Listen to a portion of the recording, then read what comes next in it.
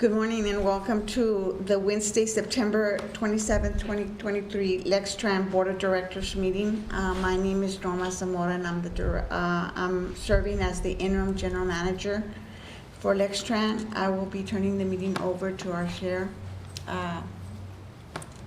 Thank you, Norma. I'm Harding Dowell, I'm board chair for Lextran. We will call this meeting to order and call the roll. Ms. Rogers, I believe is joining us later, but right now is absent. Mr. Schoninger? Here. Ms. Borges-Gonzalez? Present. Thank you. Mr. Ward? Here. Mr. Motley? Here. Dr. Acapo is absent. And Judge Thurston is absent. Let's see, is there any public comment for today? I saw a hand go up in the back. Yes, ma'am. I represent ATU Local 639. Great, would you like to speak?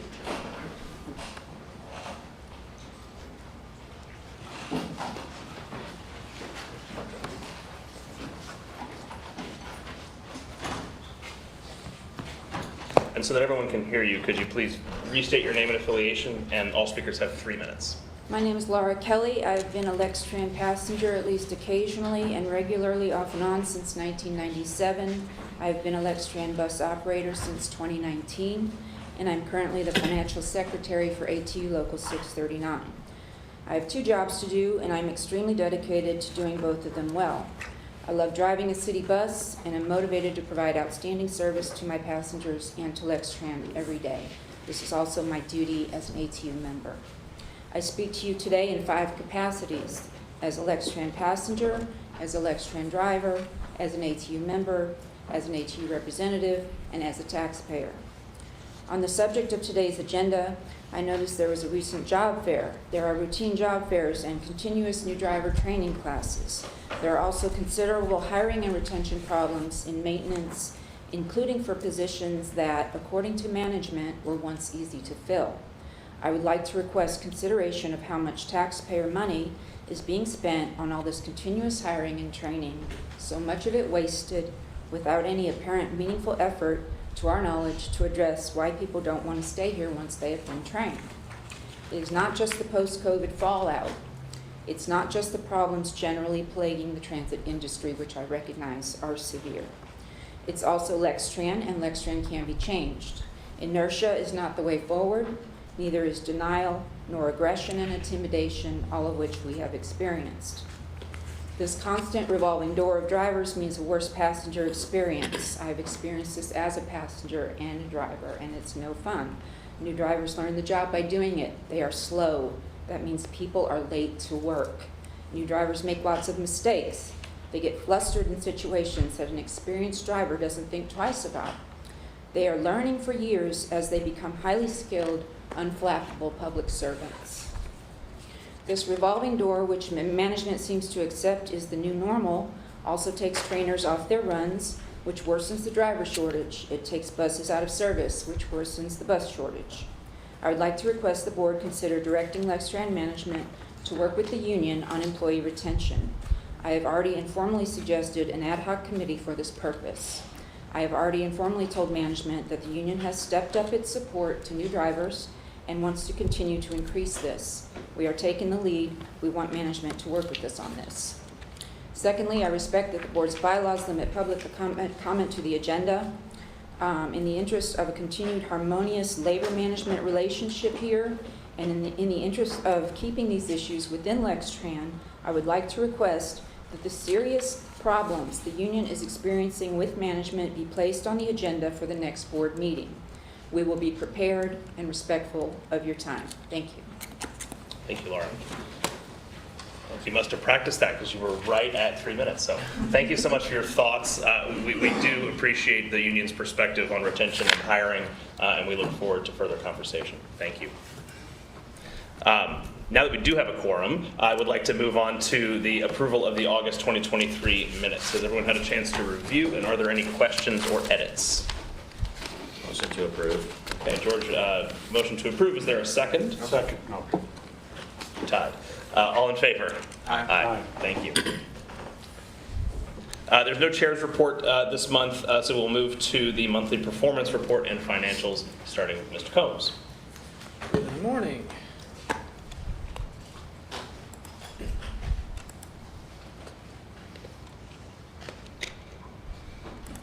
So before I jump into our performance report, I've got a couple of announcements to make. First, I'd like to introduce Mr. John McNeil.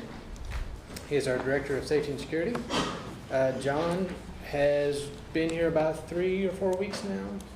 Fourth week. John will be stepping up and filling in when Mr. John Givens retires in about a month or so.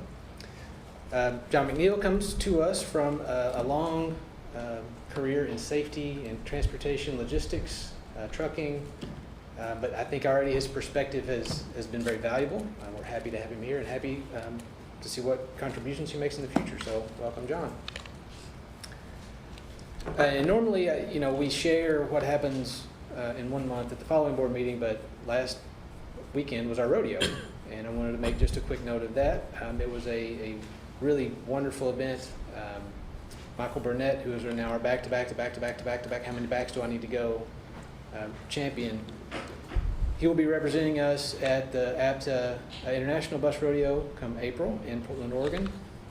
But thanks to John Givens for all the work that you did with the rodeo. It was truly awesome. I think everyone had a great time. So we appreciate you for that. And then lastly, we have some Wheels operator trainees in attendance. I think we have 7. Is that right, Byron? Welcome. I think this is your, you want to sit up? Second day on the job. Well, thank you for joining the team. We hope we understand you'll be in service in a couple weeks. October 8th. So welcome, and we're glad you're here. Okay, to jump into the performance report for August, we'll start with our mission statement. We serve people in our community with mobility solutions. First of all, in August, we launched our bus stop sign replacement project. We've installed the new signs on 5 routes. You see a picture of the new sign here. It offers higher visibility and reflectivity than our old sign. It has information about how to access our real-time information, the text for next, and our customer service line, as well as our website. And we've redesigned the layout that helps for accessibility, visually impaired folks, and readability. And the idea here is to do double-sided signs where possible. That way you can see the bus stop regardless of which direction that you're walking on the street. We won't be able to do double-sided signs on everything, but as many as we can do, we will do. Also happy to announce that Mercedes Harn, who is a local artist and Fayette County public school teacher, was selected as the winner of our bus shelter design contest, which was in conjunction with Councilmember Jennifer Reynolds' office. Her design was chosen out of 21 artists, 20 submissions that met all requirements. We had a panel of judges who selected her design. It will be installed at what was formerly known as Bottle Shelter on Versailles Road.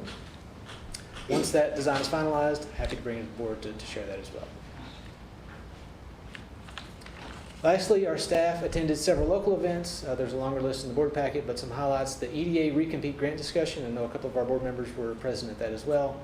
The State of the Schools Leadership Breakfast, the Kentucky Public Transportation Association Conference, and the Kentucky SHRM Conference.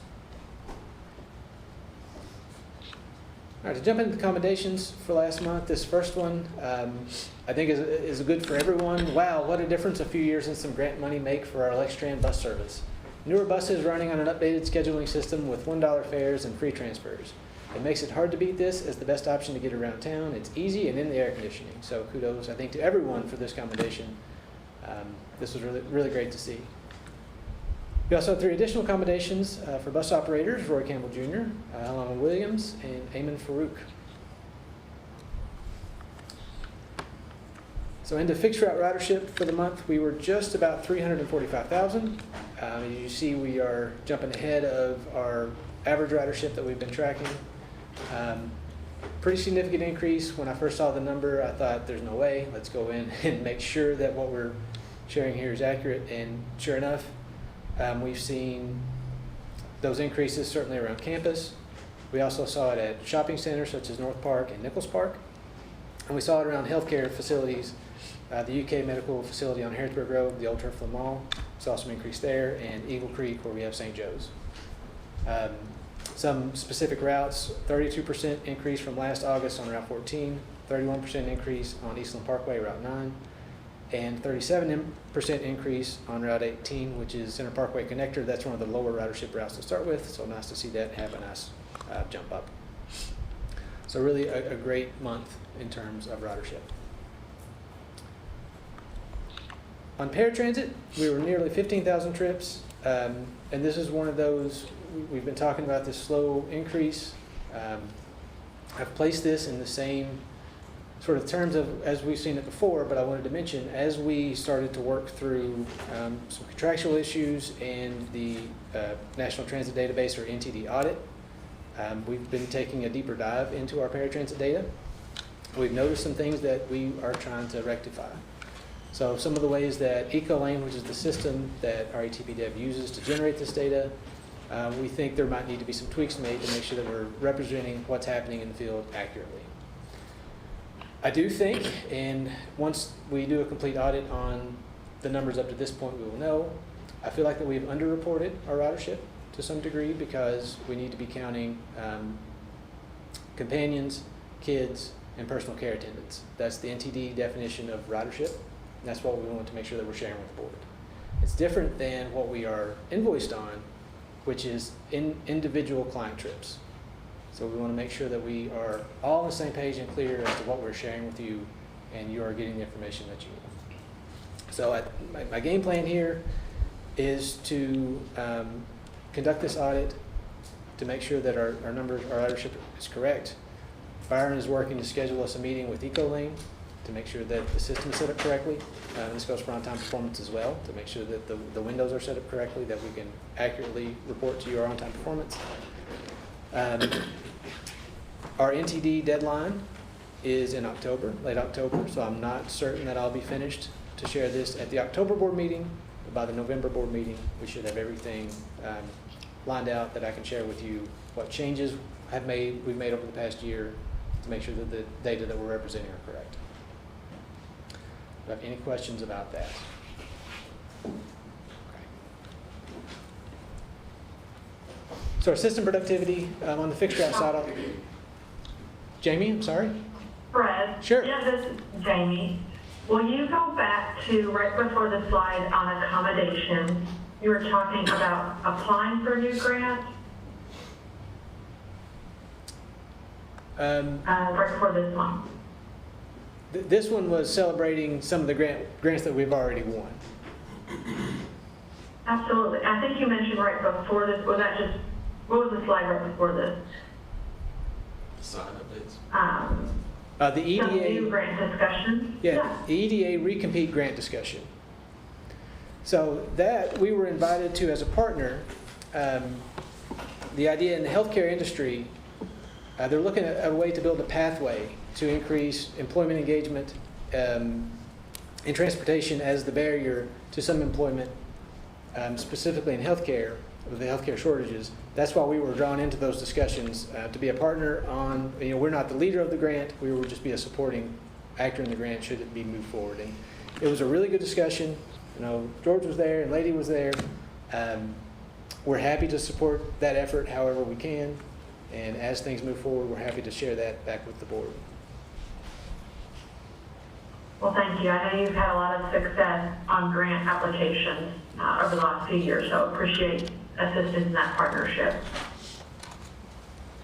Thank you. And then your increase in ridership for this month, I know you said it. Will you explain that in any more detail? Sure. This month we're at almost 345,000 trips. If you want to even take that a step back and look at that in perspective of pre-pandemic numbers, we are 5,000 trips short of where we were in August of 2019. So that's the last August before the COVID shutdowns. We saw increases on almost all of our routes. The headliners was Route 14, which is campus, the UK Blue and White route, Route 9 Eastland Parkway, and Route 18, the Center Parkway connector. The locations or some of the land uses surrounding those increases was mostly around healthcare and shopping centers. Those were the two places that I noticed in the data that we saw the biggest increases. Thank you. I know you always analyze this data and make it very easy for us to understand, so I appreciate explaining the increase this month.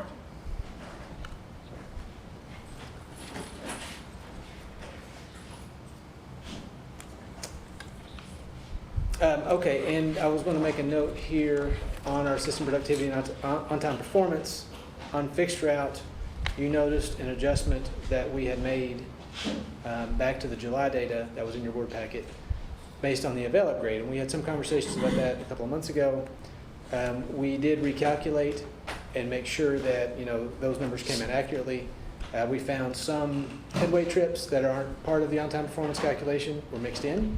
So that drug the number down that was reported in the last board packet. We got all that sorted out, and the number that you see, the year-to-date number, reflects the updated, I think it went up to 92% on-time performance. So just want to make sure that that was noted. On to safety. Preventable accidents, we had 3 for the month, so 6 for the year-to-date. And much like we did with the complaints and accommodations in the board packet, I've added here the raw numbers, or the counts. That was on request by George last month to make it a little bit more easy to put those into context. I mean, I did a little rearranging preventable accidents, the preventable accident rate, and the days with no preventable accidents go together. Workers' compensation claims, injury frequency rate, days of lost time go together. So I've sorted those to be a little more clear. But preventable accident rate looks good on both systems. Our workers' compensation claims, we've had 2 the last month, 3 for the year to date. So we're running pretty good compared to where we were last year. Then on maintenance, we were nearly 12,000 miles between roll calls. That is where we've been for the year to date, running well ahead of where we were last year, and completed all 52 of the 52 preventive maintenance inspections last month. So are there any other questions on the performance report? Fred, is it reasonable to assume that the increase in miles between road calls is because of the influx of new buses? It certainly helps, but Chris and his team have done a great job with the PMs, even sort of getting ahead of the PMs from what I understand. Do you have anything to add on? On the new coaches, we've only added so far 3 or 4 back into service. And they've just been It's kind of what I thought. It's not actually that many. So is there something we've changed about our maintenance approach that's leading to this increase? The biggest thing is preventive maintenance. Most of that's due to the mechanics. So, I mean, they're the ones really doing the work out there. So they're keeping up with things a lot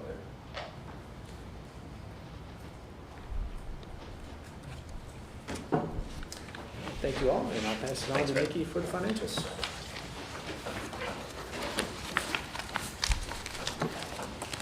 Good morning. Morning. We are in the month of August. This is 2 months into our fiscal year. Operating cash right now is still really strong.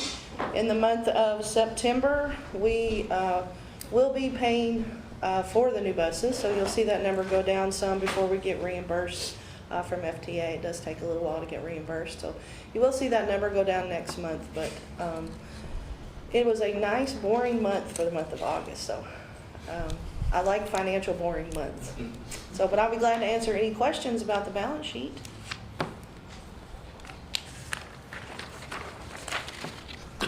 Okay, we'll go on to the statement of revenue and expenses. This, property taxes are looking very good right now. We're about what we budgeted, about 22,000 over, close to where we were this time last year. As you know, it's a timing thing usually when we receive it, and we should start receiving in the next probably 6 weeks that more property tax money, so you'll see that reflected. Passenger revenues looking really good. If you look at this year compared to last year, as Fred mentioned, passenger revenue is up quite a bit from where it was last year, and it's thankfully over where we budgeted also. So it was very hard to budget because we didn't know what would happen with the numbers after COVID, so right now we're looking really good. Federal and state, that's just timing, nothing to worry about there. And wages and fringe are still under at this time. We have professional services. That's things like our management contract, our contract maintenance, things like that. So most of that is timing for when we do big projects. We'll be doing some maintenance things that will bring that down. And then in the spring, we'll start doing some things with the facility, cleaning windows, all that. So that'll show up in there. So it's just timing. Materials and supplies, we are looking good right now on our parts. We still are experiencing a long wait for those parts, but we seem to have, seem to budget it right now where we need it to be. Our diesel fuel, the monthly average for diesel fuel for August was 308. The year-to-date for July and August was 282. I looked back at last year for July and August, and it was 385. So we're down about $1 from where we were last year. So we continue to keep an eye on that every day. Everything else is looking pretty good. Paratransit, we know those expenses, and everything else is just related mostly to timing, but we are under budget, so we're very, very pleased with that. Anyone have any questions? Question, do we expect state money? Yes, we will get state money. It usually doesn't come until the spring, and it will be a match for our grant money. Should be about 1.1 million. Okay. Is that typical? No. Okay, that's what I When we lost toll credits in 2020, we worked with the state, so starting in 22, they made up for the toll credits. It was about $1 million, so we got it for 22 and 23, and then this will be our third year. Well done. Any more questions? Okay, thank you all. Okay. One action item on the agenda today, that is Resolution 2023-17, hybrid battery replacement. Alan's helping me switch the screen here.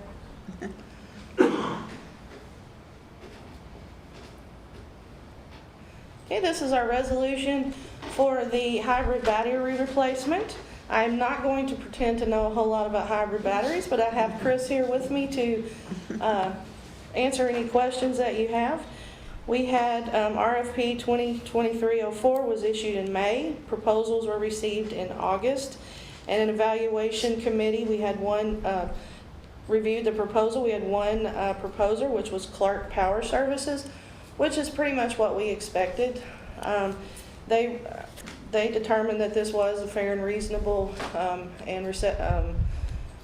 good proposal for the RFP. And the pricing is there, as you'll see, as follows. Most of the batteries, based on what kind of vehicle it is, around $57,000, and plus labor and any towing that we have. This contract will be for 1 year with the option to extend the contract for 1 year, which we found pretty good because a lot of the vendors now for things like this do not like to go over 1 year. So with the extended for 1 year, we were happy with that. But any questions, we can direct them toward Chris. All right, so these proposed prices is if we order them, right? Yes. And so how often do we have to replace hybrid batteries? We've done 2 to 3 in the last 2 years. And do we have an estimate of maybe what will that But continue? We only have 6 hybrid vehicles currently right now. Okay, So we'd probably be looking at 3 at the most over the next 2-year period. over the next 2 years, okay. And this was budgeted as part of preventive maintenance in our capital plan. Okay. Any more questions?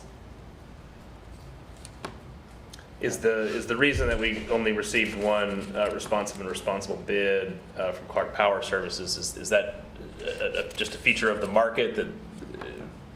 So Allison, for certified Allison batteries, they have to certify their individuals. There's only one in the current area. Mhm. We reach out to other vendors, Cincinnati and whatnot, but it's all one dealer that actually has this area. Is Allison the OEM outfit? Yes, they are. Okay, But we do look for somebody that's certified for these batteries. okay. And satisfactory training for them. Gotcha. How do these new prices compare to what we've had before? Actually, they're fairly close. Are they? They're a lot less. I mean, I assumed they were gonna go up a lot higher, but not nearly as what they usually do. Okay. Any other questions? I'll make a motion to approve George resolution moves to- 2317. Seconds. All in favor? Aye. Thank you. Okay, is there I don't believe there's a change order report today? No. Nope. No. Okay. No old business, new business. We have reports from, I believe, Fred on Route 12, Leestown Road Service Adjustment, and the Wheels Rider Guide. Yes, so 2 items on new business. Neither of these need board resolution, but we thought before we put it out to the public that we would share it with you first. And we'll start with our service to the VA Medical Center on Leestown Road, and that is Route 12. So some backstory on this. We previously, before COVID, had a stop and a shelter on the VA Medical Center Leestown campus that we would serve, closer onto their property. When COVID hit and the shutdown happened, the VA requested that we remove that stop, so we installed a new stop on Leestown Road. It was stayed discontinued up until now. I've had some really good conversations with the VA healthcare system. It started in paratransit conversations and gave me an opportunity to talk about fixed route as well. They indicated that they would like for us to bring that service back. So we took a look at it. Jason and his team and us in planning came up with a solution that would allow us, at least for the near term, to bring 4 trips in the morning and 4 trips in the evening back on to that campus. The remaining 17 trips on Route 12 will continue to use Opportunity Way, so that's where the extra operational time is coming from to make this work. And this is really just that first step. As we move forward, we can make additional steps to get all trips onto the VA campus. But for now, we felt like this was a very good compromise to get us going back in that direction. So the game plan is to start our outreach this week and then begin our service Monday, October the 23rd. This would be Monday through Friday service. I apologize if I missed it. What, I mean, it feels like a dumb question relative to COVID, but what were the conditions that sort of instigated them to request that we not give service? And like, should we take the indication that they requested service come back as a sign or something? Yes. A couple of conditions that happened. First, they rerouted the traffic flow on their property, which made it so that the movement of the bus wasn't as feasible. And second, where they were doing screens and check-ins, they closed the right-hand lane out. So it was really not feasible, Jason, am I saying this correctly, to get the bus through the campus and on out. They were one of the last places that I'm aware of that reverted back to their original service after things sort of started coming back to normal. So they kept that closed for a good long while. And yeah, I had really good conversations with them. It feels like a really good partnership, and we're really happy to make this happen. Do we know the impact on ridership? Did people just not ride, or did they find another means? Or? So the ridership at the Leestown stop stayed about the same from where we had it before. After you adjust for certainly different era. But what's happening is it's such a shorter distance when the service is on the campus. It's much more comfortable. There's a shelter there on Leestown Road. You're kind of hanging out in the traffic, and they have folks with disabilities as well, which is really how this started with the Wheels conversation of how can we sort of make this service work better. So anybody who is using that stop that's not part of the VA system, Coca-Cola's across the street and there's some other industries and businesses around, we will still have the stop on Leestown Road and service there on all trips to make that, that's not going to change. We're just going to be able to come in and give patrons of the VA a little bit closer access to a stop. So was it the VA that is requesting just the 4 trips in the morning and 4 in the evening? They left it open for us to kind of figure out what we could do. And by the way that our block schedules work, that's how it's sort of shook out with 4 and 4. Operationally, we'll need to find some time elsewhere if we're going to do more than that. And I think there's some potential to make that happen in the future, but that's a much bigger lift and a much more significant change. Whereas this is something that we can do, not easily, but it's much more approachable in a shorter period of time. Fred, I'd like some clarification about the Opportunity Way branch there. Will all trips, the 17 plus the 8, all also service the Opportunity Way? Or if we're going to the VA, we're not going to Opportunity Way, it's a trade? Yes, it's a trade. Okay. And we, looking through the ridership there at the times that we're moving that service back to the VA, it was a minimal impact. Okay. So we were definitely mindful of that as well. Um, Long term, we hope to be able to do them both on all trips. So, yeah. And I'm not sure if I'm reading the graphic correctly, how does Route 52 play into this? Route 52 is a combo route, so that's going to be the last 3 trips of the day, 9:30, 10:30, and 11:30 p.m. Combo routes bring multiple routes together to sort of make one big loop. And in this particular instance, Route 2, which is Georgetown, so the next sort of street over, is our outbound combo. So it would go outbound on Route 2, cut over across the Leestown Road, and then back inbound on Leestown Road. Okay. So those will stay as they are now. Gotcha. Okay. Any other questions? Yeah, I've got one. I tried to formulate how to say it. The users that would get off on the 4 trips in the morning and the 4 in the afternoon, so those are employees of the hospital more so, or than the patients? I think they're going to be a little bit of both. Certainly the earlier trips, I would think would be employees. The conversations with the VA, they were more concerned about patients.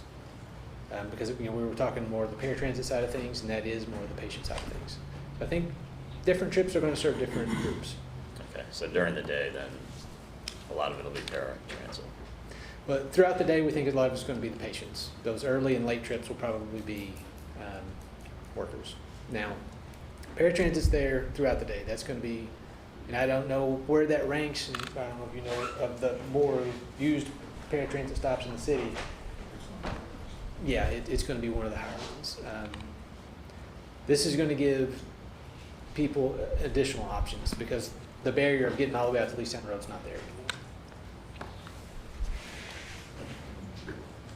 If I was a patient and I was able-bodied, I'd have to get off at Opportunity Way and walk? At the moment, there's a stop on the corner near the VA Med Center, but you would have to walk from Leestown Road on in. Oh, But after this change, it's going to be on their campus. You can just barely see it on the inset map, George, just below the S in Leestown. Yeah, there's Yeah. existing stops for both. Okay, so they stop there outbound? Yeah, there's stop outbound near Opportunity Way, and there's a stop outbound near the hospital. Okay. And both of those will remain in effect.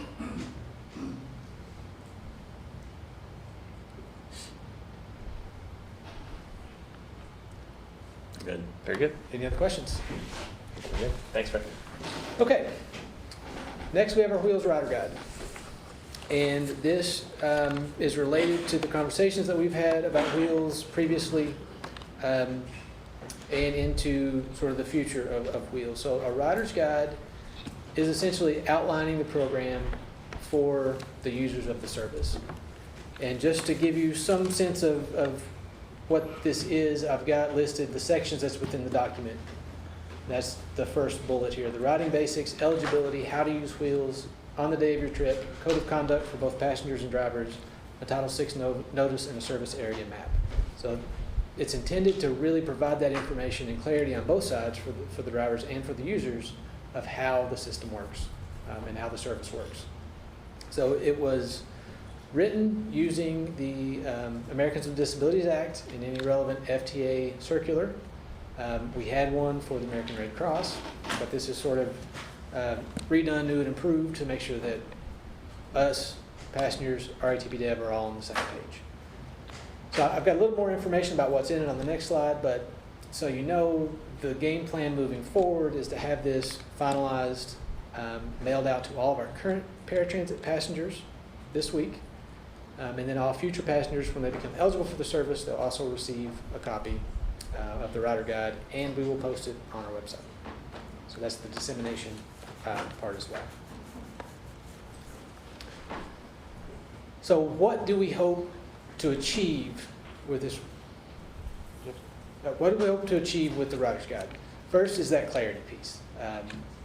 Some specific procedures that are in here, trip negotiations, that didn't happen with our prior vendor. But that does happen now. There was some pain points when we implemented that policy back last year. No-shows, which means if you schedule a trip, Wheels shows up to pick you up, and you say, I don't want to go anymore. That has a significant impact on other passengers that are on board, the schedule throughout the day. We want to make sure that it is clear what happens in those situations. So that's also included in the document. And then something that we've had an issue with is personal belongings. If you go to the grocery store and you have more groceries than what you yourself can carry, the expectation is the driver help you. Well, there are some regulations where that's liability and we can't really do it. So that is all written out with more clarity in the document. So there's other things in here as well, but I think those are the three biggest issues that we've been working through. The next bullet is to outline eligibility and recertification. Everyone initially who receives this document will have already had their eligibility approved. But there's information on what each different kind of eligibility means and how to go about recertification when the time comes. The third point here I think is a very important one. We need to clarify the channels for feedback and communications with the public, RATP Dev, and Lextran. So how to make comment, who to make comment to, is all outlined in the guide. And then lastly, we want to outline the responsibilities of both the passengers and the drivers to make sure that everyone has some expectation of what the other party is supposed to do and should do. We hope that will take some of the confusion that we've currently seen over the past few months out of the system. So if all goes well, the plan is to, as I said before, get this out this week and then have it go into effect beginning Monday, October the 16th. That'll give time for Byron and his team to make sure it's disseminated properly, and for our users to take it, read it, give us any feedback that they might have, and we'll be prepared to move forward. It'll be available on the website as well. Yes, and any translation that needs to be done, more than welcome to reach out to us and we'll have it translated in any language necessary. Fred, I have a couple questions about recertification. First, is that a time-based certification where a rider's certification for wheels expires after a certain number of months or years? I think the longest is 3 years. 3 years. Is that correct? Yes, Right. yes. So yes, everybody won't have to be recertified every 3 years. Okay. And when someone is reaching the end of a recertification cycle, does Lextran reach out to them about recertification? And how do we do that? Part of the clarification that's going along in this rider's guide. And that's what we need our vendor, which is now ADA Ride, to make sure we have the proper notifications that go out to say, hey, it's time for your recertification. Let's make sure we don't lose you in the mix. So ADA Ride is who is performing the certifications? Correct. Okay. Not RATPD Not or Dev or RATPD. Lextran. Okay. That's correct. Third person here, great. Okay, so they reach out to them and work them through the recertification process. So that's what I want to make sure of, is that that's a push coming from us and not something that a rider has to remember to do, frankly. But the reminder in here is make sure that your contact information is up to date. Because if you move or you change phone numbers or whatever, it might be difficult for either party to get a hold of you to make sure that you're reminded to get that recertification done. And this is I can't tell if this is going to have unintended consequences or not, so I'm not going to make it as a recommendation, but I'm curious if a copy of the rider's guide would be on each vehicle. I don't think we would. Not the whole rider's guide, but we're gonna highlight the main points, the sticking points. Yeah, I've seen on other transit authorities sort of a rider's rider's bill of rights sort of thing. So highlights like that. Okay, There's a one-pager that goes along with I it. think that's great. How frequent of a problem are no-shows, and what are some of the proposed consequences? Frequent problem. And we have to make sure that the definitions are correct. The actual consequences is suspensions. There's first, let me make sure I say this correctly.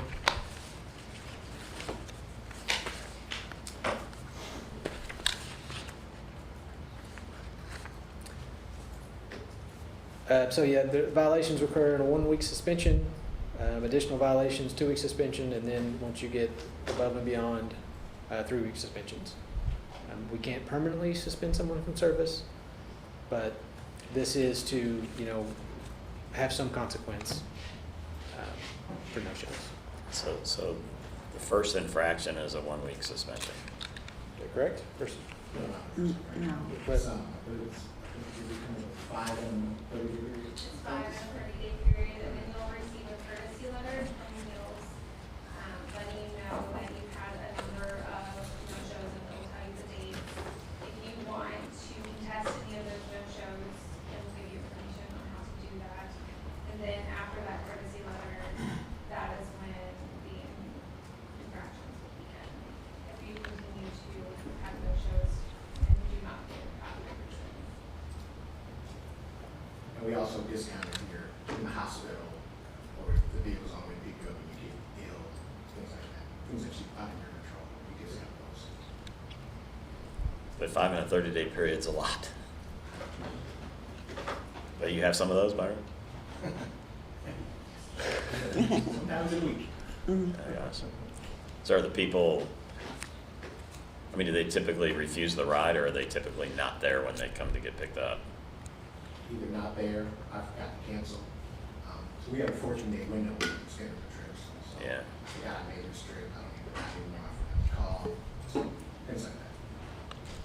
There's also clarification regarding late cancellations. So a late cancellation is considered a cancellation that occurs with less than 2 hours notice. And a late cancellation will be considered a no-show. Given the lengthy window in which someone can reserve a ride, do we send a reminder like a day before? We have that system called IVR, they get a reminder call the day before. Okay, As long as their phone number's updated in the system. sure. But it's on, I guess if they get that call and they say, oh, I forgot to cancel or something like that, that would count as a no-show. If they cancel within 2 hours. 2 hours. Oh, it's hours. Then it would not be late. Okay. And also to remedy this issue, since I've been there, we've also started having, we're not supposed to, or we're not required to, have our reservationists call the people that we know are constantly abusers, call them a couple hours before their trip to make sure they're taking it. So we're not wasting resources.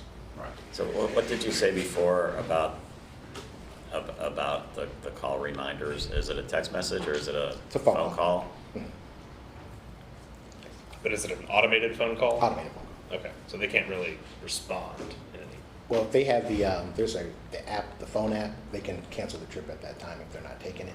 Okay. But yeah, they can't respond to it. It's just a reminder call. Do we have a sense of how many of our riders have the app?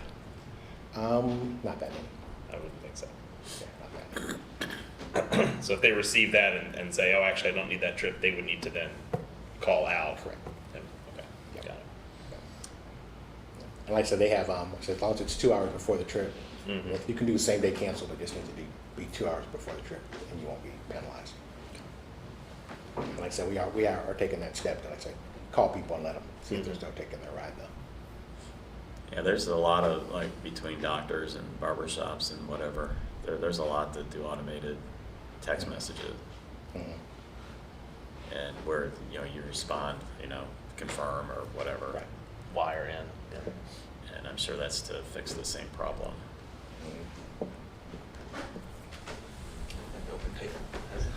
I would have, yeah. I guess it's good to know that the problem exists and there's solutions to it.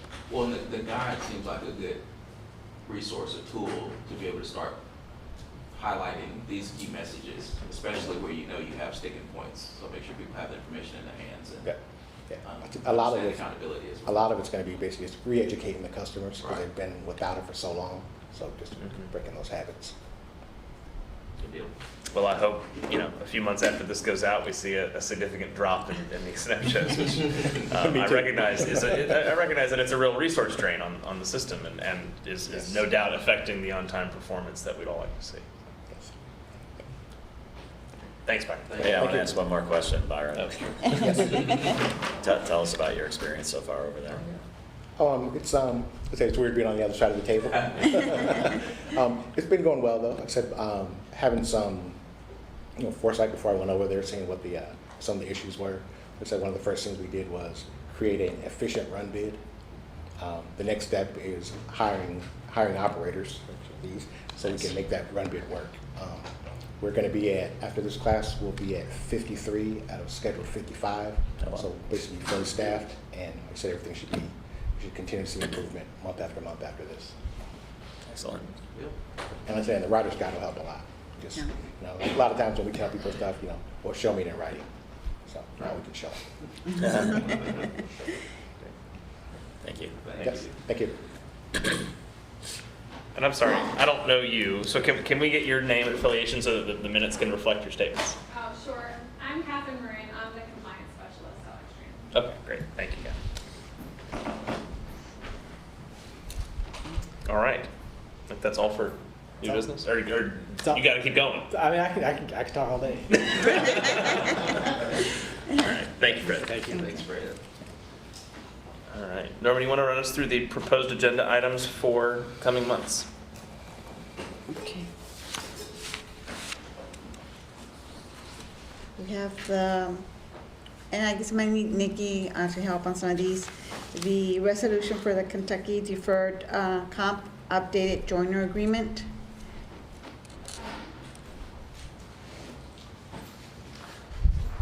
That one's been on the agenda for a while. We are waiting for a new GM to be named before we can do that one. Oh, So, And I know we're getting ready for drug and alcohol review here in October, so the drug and alcohol policy update. yes, John sent some preliminary documents before the actual review. There were a few things that we needed to update, and anything in that policy comes to you all. So it's just a few minor updates, especially with we had a separate workplace, I forgot what it's called, John. Drug-free work. Drug-free workplace, thank you. So we were combining those into one document. And then the resolution on the electrician services. That one will be extended because we put out an RFP and received 0 proposals. So we're going to have to re-advertise that one. So that one will be on there for a few more months. And the paratransit eligibility assessment. That is, the company currently is ADA Ride that they mentioned. Those are the ones that do the assessments to determine if someone is eligible to ride wheels. And we've had that contract for 5 years, and it expires in January. So we're going to try to have a November resolution for that. Is that to do an already approved one-year extension? This is actually the 5th year that will expire in January, January 24. So we're doing the new RFP. Okay. Yeah. And then the final one on there is a review of the audited financial statements. We had the Finance Committee on Monday, and they reviewed the audit. We have the final copy. It has gone to the city. It's due to the city by the 30th. So we already sent that to the city, and we will review that with you all next month. And there were no findings, so we're very happy. That's Great job. You said spoiler alert. Spoiler alert. It was good news. It's a very clean audit. I have a question. Yeah. On the electrician services, on proposals like that, when we don't get that many bids, do we know anecdotally why we might not get bids if the project's too small or too big, or like? Would you like to answer that one? I can. And also, is that electrician services for this building or for It's for all of Lextran. So we were hoping to have an electrician services almost like on call. Mhm. We have that similar with our plumbing services, HVAC services. So the goal was to have electrician services on call. So this is actually the second RFP that we have had 0 bids for. So we have been in communication with local electricians, some of our previous vendors we've had come out.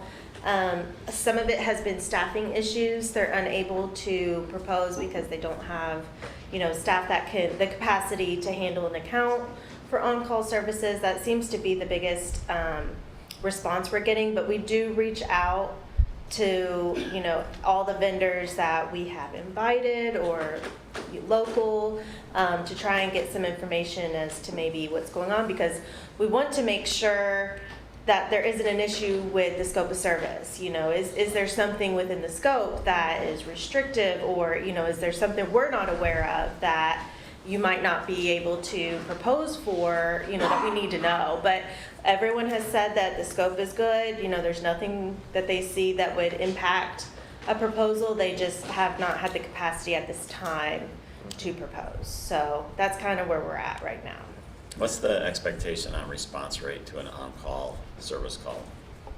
Actually, we get quite a bit of response rate on RFPs, such as like our plumbing services and HVAC.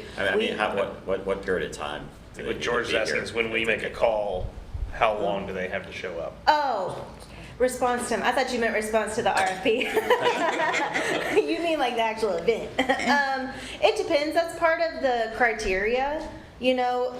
Every now and then, I'll refer to Chris, we don't really have such like what you consider emergency electrician. Would I believe you? there's an emergency stipulation if something's going on. Yeah. Emergency case, but otherwise, everything's tried to be done during the daytime hours. Mm-hmm. We try not to have overtime rates and that nature. Okay. But if it is an emergency, then I believe it might be 2 hours in there. Yeah. But I'd have to look back for Yeah. sure to verify that. All right, so if you had a non-emergency and you called right now, what's the expectation of somebody showing up? Expect to be scheduled. If they would have somebody the next day or 2 days.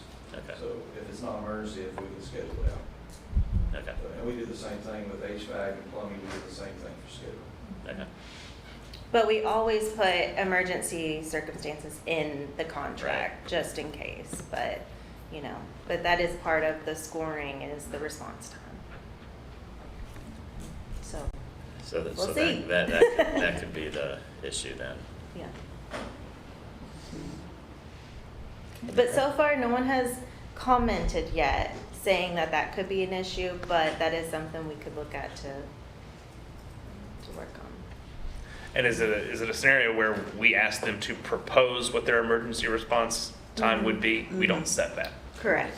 Because we want to be open, we don't want to say, you have to be here at this time. We want to work with that contractor and determine what would work best for both of us, especially if it's non-emergency. Yeah.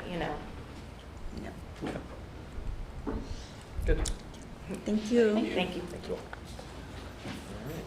And I think that's it. No need for closed session today, so we'll stand adjourned until next month. Thank you all for being here. Thank you. Thank you all.